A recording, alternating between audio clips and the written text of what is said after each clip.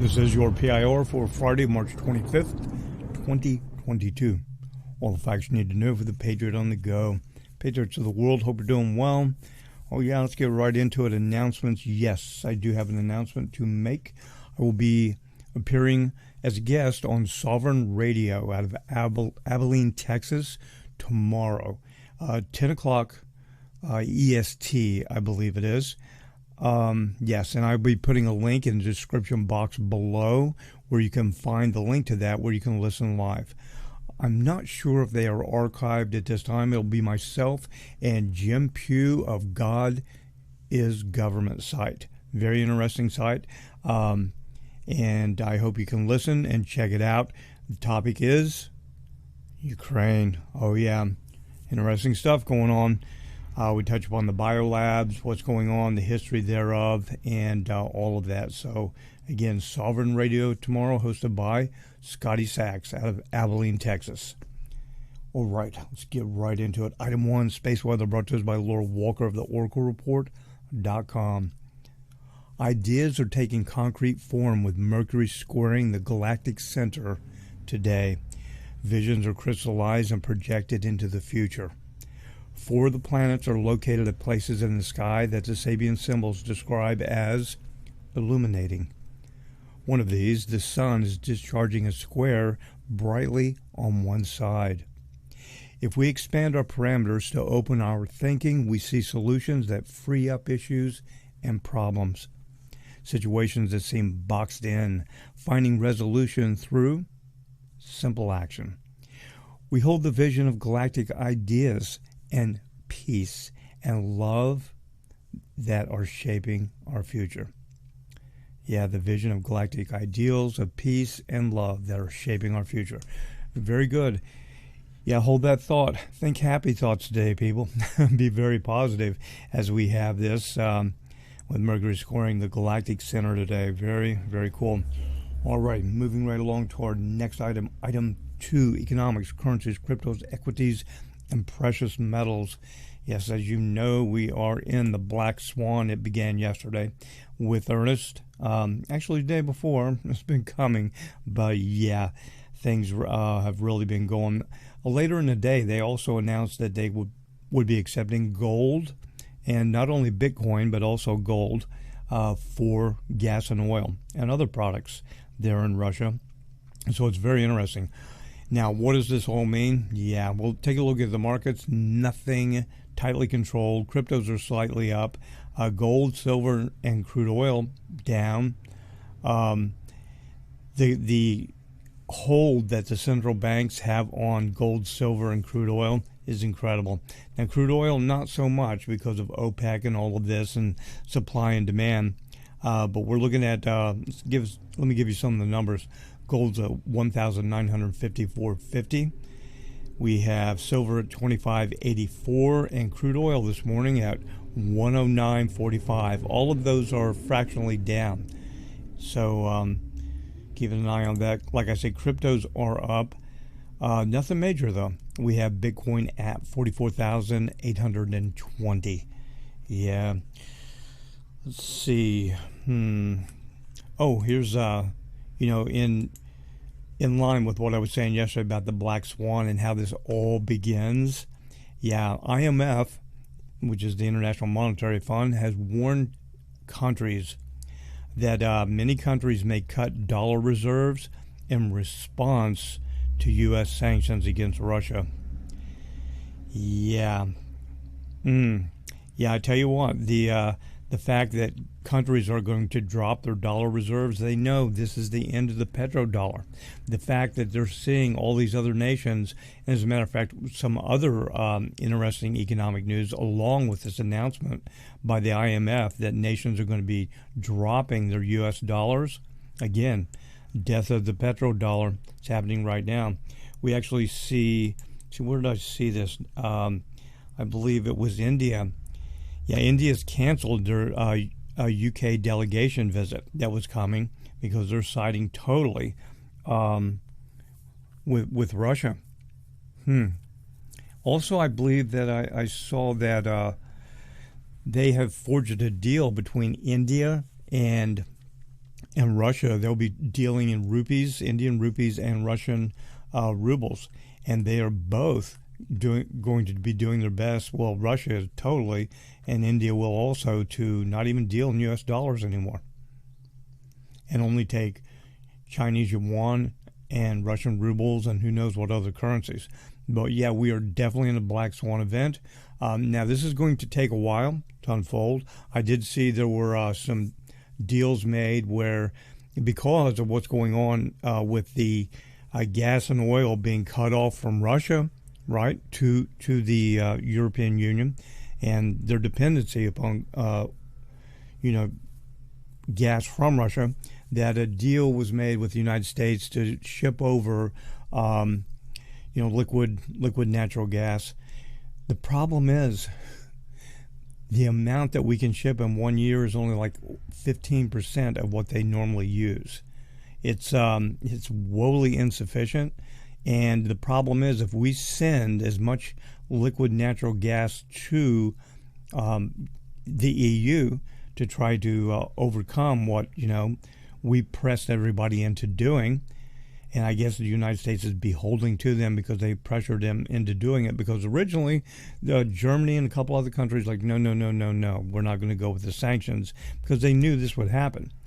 And the question I have is, what will happen to the prices of natural gas here in the United States if we're shipping it all to Europe? Think about that. There's going to be a supply and demand issue here. I mean, my goodness, could it get to the point where people, we've had propane shortages before in the past, and prices of propane spiking before any of this happened. Could you imagine if they're loading ship after ship after ship and just sending it overseas? So anyway, yeah, we're in the beginnings of this entire winding down of the central bank of the United States and the U.S. petrodollar. Its days are done, and people see it, and like even the International Monetary Fund put that out yesterday, that look out. Countries around the world are going to begin getting rid of their U.S. dollar holdings. And why is that? Because they see the writing is on the wall. The petrodollar is dead. Wow. So again, it's not going to be instant. Like you have to run out right now. You have to be prepared for this. We are going to get into position and a situation of hyperinflation, and things are going to get even more odd as it progresses along. So that's about it economically. Okay, moving right along to our next topic, which is item 3, geopolitical. Amazing. Yeah, so we're watching still what's going on in Ukraine with Russia. I did see that the city of Mariupol, they're saying, has been totally taken control of by Russian and DPR forces. And the Azov, 14,000 members of the Azov battalion or regiment there have been defeated. And those are the hardcore Nazis, the extreme right sector and neo-Nazis of Ukraine. And I'll remind you that the mission that the nation of Russia put out was twofold. One, demilitarization of Ukraine, and also denazification. So that is progressing right along. You know what? Let's see what else geopolitically here. Oh, they're asking for some answers. They're actually wanting some answers concerning Hunter Biden and some other things. It says, Russia to demand explanation over Hunter Biden's links to biolabs in Ukraine. Yeah, so they're going to be formally asking for that. Let's see what else.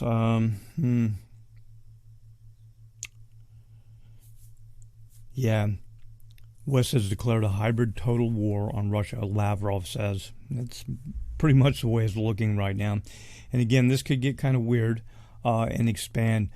It is Friday, so what I'm going to do, this is basically the geopolitical stance of it. I'm going to post a video right now. Within this video, it's about 5 minutes long, from South Front. Okay, I'll put a link to South Front in the description box also. I'm going to mirror this from them, all rights to them. And they're a pretty neat organization. If you've listened or watched PIR over the years, you know I've referenced South Front before. They do a lot of analytical stuff, intelligence work with news from all different types of hot zones all around the world. And they basically summed up the first month, the last 30 days in Ukraine and what has happened. So instead of reinventing the wheel, I present to you now about a 5-minute clip from South Front on the month of war in Ukraine. During a month of military operations in Ukraine, the Russian army took control of a significant part of the country. It apparently completed the first stage of the operation. The strikes of the Russian aerospace forces and precision-guided missiles have caused devastating damage to the military infrastructure of Ukraine. At the same time, assessments of the Russian successes vary. Some military analytical structures and experts say that the warring sides faced a stalemate. For its part, Ukrainian propaganda trumpets the Russian defeat. In fact, in 30 days of the war, the Russians took control of thousands of kilometers of Ukrainian territory. No AFU counterattack has brought success. The most combat-ready units of the armed forces of Ukraine are either in full or in partial encirclement. Russian troops are stationed on the outskirts of the capital. The most important area of hostilities on March 24th is the 500,000 coastal city in the southeast of the country, Mariupol, where the remnants of the encircled 14,000th Group of the Armed Forces of Ukraine continue to resist. The Ministries of Defense of Russia and the DPR state that 70% of the city is under the control of Allied forces. More than half of the AFU grouping in the city was destroyed.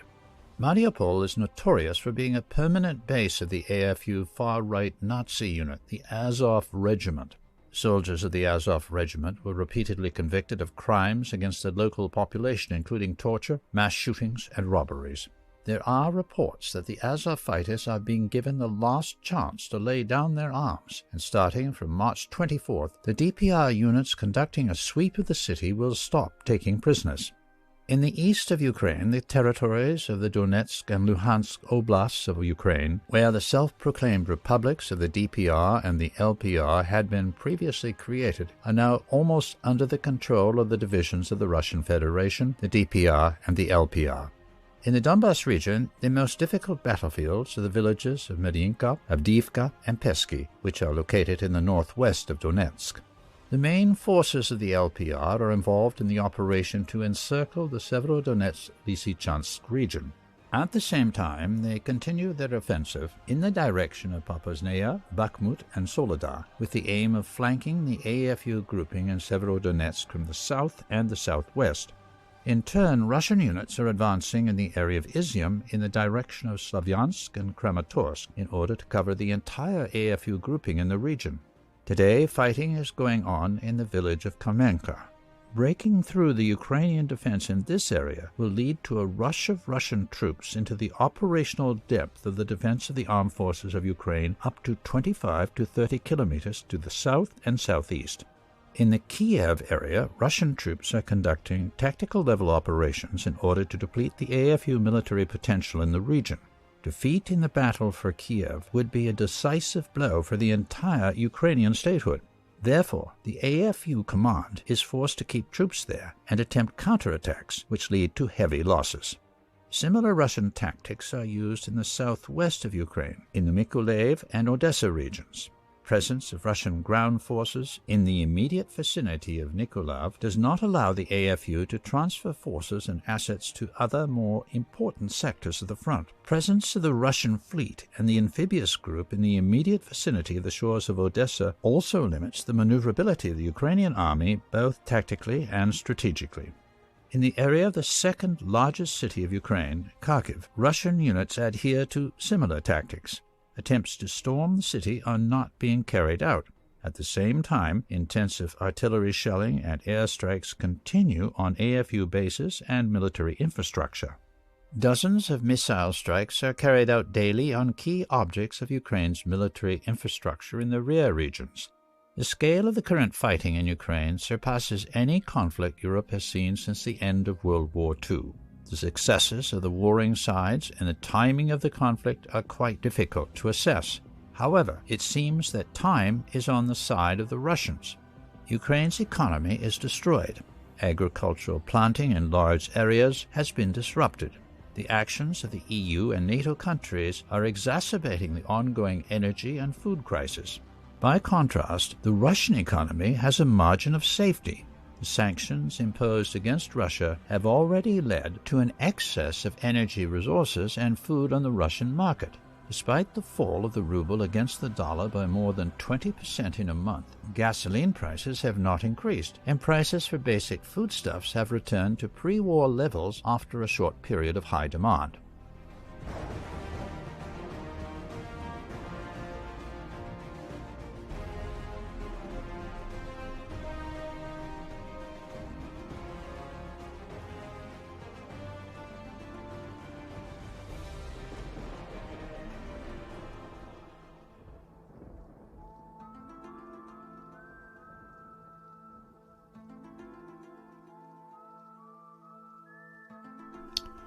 So there we go. That was the update for the past month, according to Southfront. And again, they've done a very good job for many years. Very interesting. And people don't get to see or hear the entire story, especially when we have media sources that are being blocked and banned all around the world.